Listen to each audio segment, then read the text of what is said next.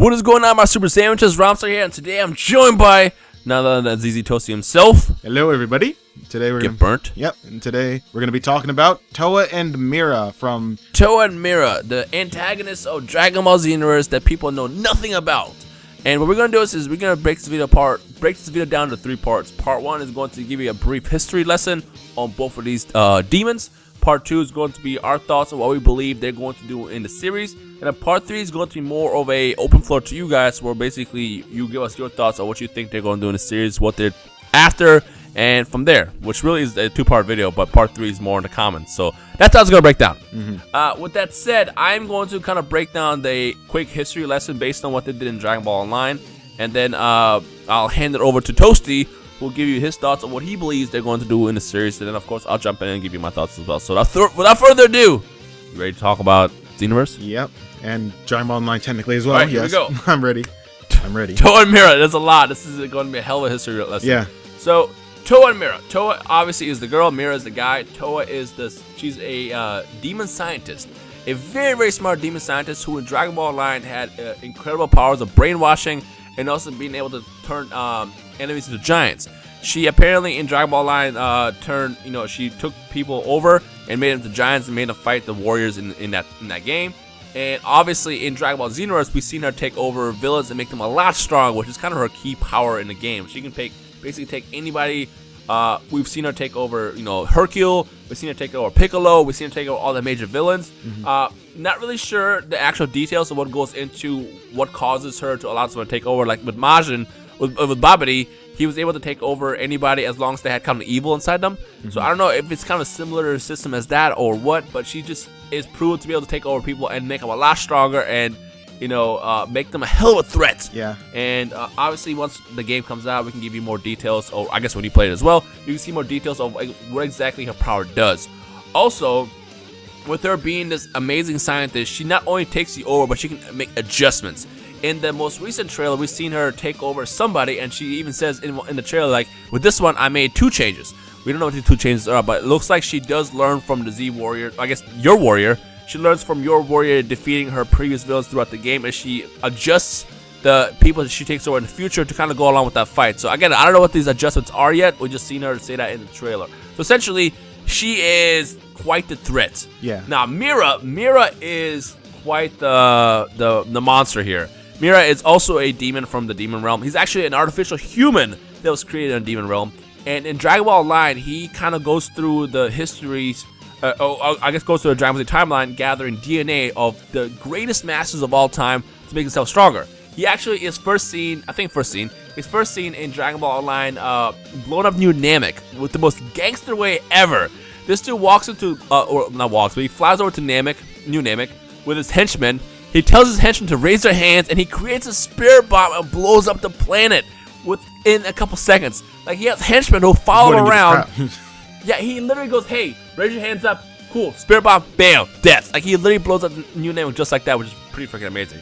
Now, again, this is not really a spoiler because we don't know how much of online is going to transfer with Xenoverse, because we've seen quite a bit of differences between how Towa and Mira act in Xenoverse versus Dragon Ball Online. So this is just what he did in Dragon Ball Online.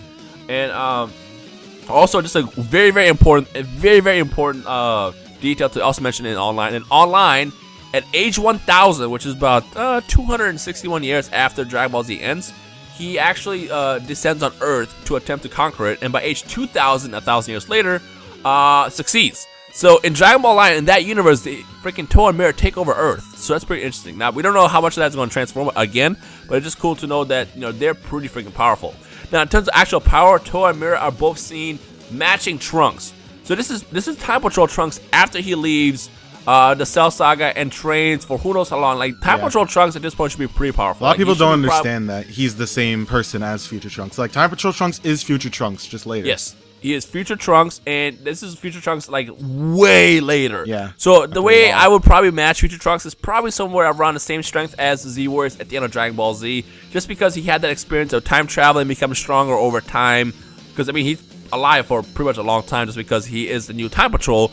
And to those who don't know, the reason why he becomes a Time Patrol is when he went back in time, he kind of screwed up the time flow, which is why the Lord of Time, the Supreme God of Time, was like, "Hey, he broke the law. Work with me." He was like, "Yeah, you broke the law. You're gonna fix it." that's kind of how he gets thrown into the picture. Because he did technically screw up the timeline by doing all that stuff in the Cell Saga to give Goku like an antidote and all that stuff, changing the way that time is actually supposed to go normally. Because it wasn't supposed to happen like that. Goku was supposed to die of the heart virus like he did in the Trunks' timeline, but he didn't because Trunks went and messed with the timeline. He's not supposed to do that. Yeah, exactly. Essentially, every time Trunks time travels, he creates another timeline, and that causes a bunch of paradoxes, and that's what essentially Xenoverse kind of becomes, or I guess what happens with Trunks after the series ends and what his role is in Xenoverse. Like, he basically has to fix that timeline, which is why, this freaking campaign is going to be amazing, because what happens is essentially Towa and Mira, just like in Dragon Ball Online, they steal the time passport, which is kind of basically a pocket time travel system. And because of that, they're able to go through, they freely travel the timeline and break everything. And that obviously is a huge threat for not just Trunks' timeline, but overall the universe. So that's kind of what they're trying to fix in this game. Yeah. But in terms of strength, they are proven to be both the same strength as Time Patrol Trunks. So that's why they're kind of dangerous. Like, basically like the basic history facts of both of these characters. Now, something else to mention is they are married in Dragon Ball Online. We don't know if they're married in Xenoverse, because there's also been a lot of rumors saying that Towa actually creates Mira in Xenoverse. Yeah. But we don't know how valid that is, because I think people just kind of assume that, because he's an android kind of, that she created him because she's a scientist, but we don't know that part yet. I just know in Dragon Ball Online they are both married. So that's kind of the quick history lesson of Towa and Mira. Yeah. I think I covered everything. Also, just like, I just want to cover like the amount of people that they took over in Dragon Ball Online. Technically, they took over a bunch of Frieza's remnants. They took over Ginyu himself, which they do in Xenoverse as well. I think they take over Raccoon and Zarbon and Dora, or at least I would assume they will. And they also take over Gohan as well, but I don't believe it's the exact same time. I think it's I believe the Saiyan Saga. I believe that like Goku dies or something, and then Gohan actually becomes a Great Ape after he gets taken over. And he took over Bardock, which is something that's actually been put recently into Dragon Ball Heroes. With the Bardock mask and all that stuff. They've taken over a lot of characters. They also did empower Cell and Raditz in Dragon Ball Online as well. So it's something to think about. Maybe they're going to be also doing that sort of thing in Xenoverse as well. Especially, there is an actual different thing called Cell X. Have you ever heard of that? Yeah. It's like a giant mutated cell in Dragon Ball Online, which I don't think is going to make it. Yeah, I don't think it's going to be in this game, but I'm just saying like that sort of thing may like happen where they change forms or something like that. Yep. That could, it's possible to happen. That sort of thing. Yeah, I just wanted to cover that. Basically, those are the kind of the bases of Towa and Mira. So, in other words, at this point, if you didn't know who they were, you could probably agree with all of us, with both of us, I guess, that they're pretty bad guys. Like, Towa and Mira are pretty evil, and they're there to like wreck everything. With that said, is the question now is what are they doing in Xenoverse? Because again, in Dragon Ball Online, the whole mission was to travel between the timeline to collect DNA to empower Mira so they can take over Earth. And in Xenoverse, they seem to be doing something else. So, Toast, you want to take that one? Yeah, so I think that, obviously, it says that they continue their quest of the destruction of history. So I guess after they, failed in Dragon Ball Online, they try and go to a different timeline, obviously, to steal energy from certain people. Because they are called, in the third Xenoverse trailer, they're called Bandits of Time and Bandits of Energy. Like, they steal energy from people, trying to, as I would assume, make Mira more powerful, aka the dude. And that's what I can assume that it is. And they're also trying to do something with the enemies, because Frieza, Cell, and Kid Buu, something that I realize is that it seems like they may be taking energy from them and then stopping and like just leaving them, because I don't think that they really want Frieza or Cell or Buu to really win. I think that they're using that time to actually extract energy from them while they're making them more powerful and everything like that. Let me put some out real fast, they can't stop them, because like think about it like this: like if Kid Buu's more powerful, right? After they make him more powerful, all the Z fighters cannot focus on Towa and Mira at that point. They have to focus on Kid Buu while they're taking Kid Buu's energy. Because remember, in the trailer itself, if you don't remember, Frieza got taken over by Towa and Mira, and then later, after Goku became Super Saiyan and your hero was also fighting with Goku, Frieza went back to normal. Frieza wasn't under their control anymore. He was 100% and he wasn't under their control anymore. So something happened to either stop that flow or they just stopped it themselves. Something else I was going to quickly point out is they're also gathering energy. Specifically, they're gathering Kili. And if you guys remember what Kili is exactly, well, first of all, it's what they label as energy stolen from Ki, I guess. And Keely was first brought up in Dragon Ball Z, the Naboo Saga, when Majin Buu, not Majin Buu, when Babidi showed up to Earth, gathering energy to revive Buu. So the other theory of what they're trying to do is, since they're both from the Demon Realm, they might be trying to revive Demigra, which is also a character that a lot of people have no clue who he is, because Demigra actually was not in Dragon Ball Online. Demigra is a brand new introduced character in the Xenoverse game, and according to the achievements, he is the god of the demons. So the other theory is, along with trying to empower Mira to make him stronger, that he's possibly, or them being Toa and Mira. Toa and Mira are also trying to gather enough energy to probably awaken this Demigra person. And the only other detail that we know about Demigra is that he or it has 2 forms. Now, a lot of people have mentioned the idea that Demigra might actually be this silhouette that was first revealed back in the summer that the Bunda, Namco, and Dims teased and never ever mentioned ever again. Seriously, but we don't know that yet.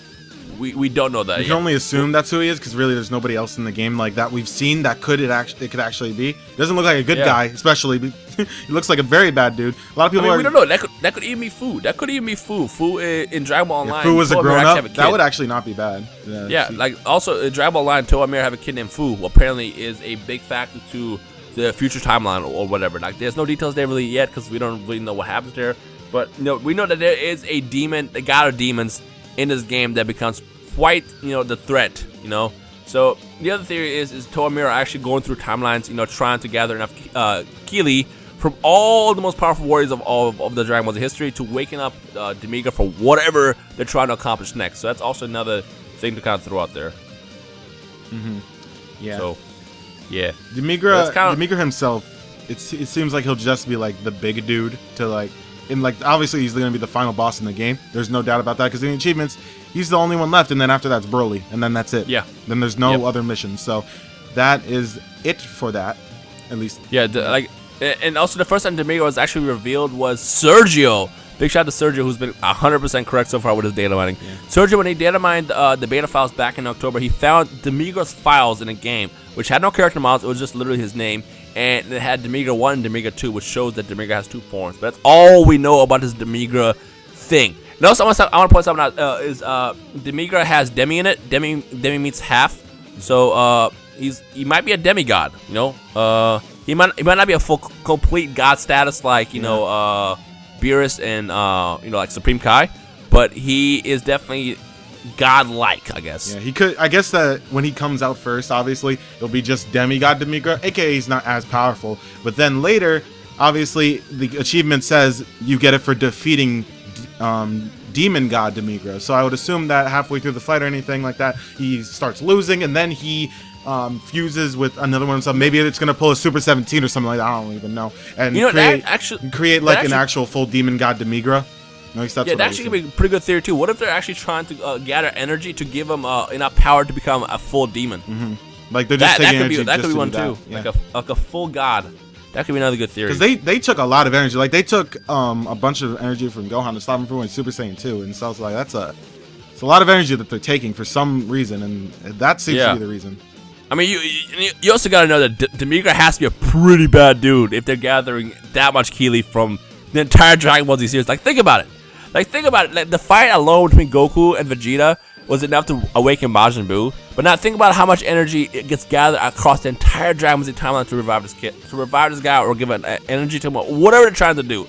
To give basically that energy to Demigra to empowering him. Like, that's got to be a lot of freaking power. Like, that's going to be a hell of a fight right there. A hell of a fight. So probably going to be in, like, the Demon World, and everything's going to be hyped up and everything like that. It's just going to be a huge thing. It's going to be pretty interesting. Yeah. With that said, I think we covered everything. I think. Did we? Yeah, we covered everything. We covered everything for them. So now we want to kind of turn the floor over to you guys, so you can give us your own thoughts and opinions as well. So who do you think Demigra are? Who do you think Demigra is? And give us also possibly your own thoughts on Toa and Mira of what you think as them as bad guys in this game. Like, anything you can think of, anything comes to mind, let us know in the comment section below. Yep, and that's it for this video. If you enjoyed it, then make sure to hit the like button down below, because, if you're still on the hype train for Dragon Ball Xenoverse, we're a month away. We are officially a month away. If you're still hyped for that game, make sure you punch that like button. And, of course, let us know your thoughts on Demigra and Toa and Mira in the comment section below. Yep. So, yeah. All right, thank you for watching. See you guys later. Peace out. Also, check out Tosi All right. in the description. Check out Rhyme Yeah, Style if you haven't seen him yet. Yeah, subscribe to him and all that stuff. Yeah. Yeah. Other than that, we'll see you guys in the comment section below because we loved Yeah. love to see what you guys think about these characters. So yeah, see you guys in the comment section below. See ya. Peace. Peace.